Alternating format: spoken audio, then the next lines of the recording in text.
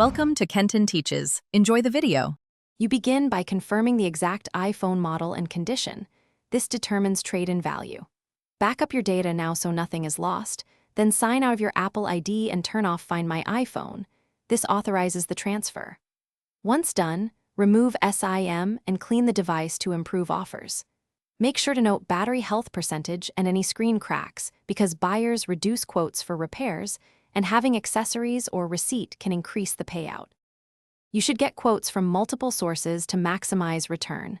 Apple, carriers, and resale marketplaces differ in convenience and price.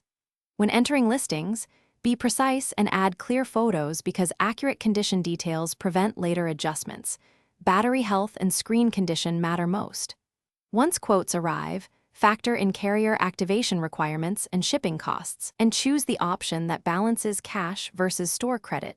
Depending on you finalize by performing a factory reset, packaging the iPhone securely, and keeping tracking details. Upload proof of shipment if required.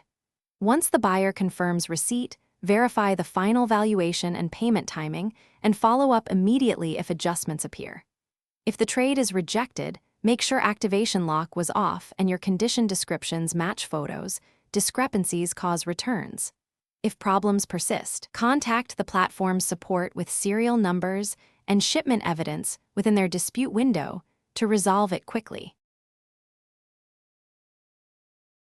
Thanks for watching. Please subscribe if this video was helpful.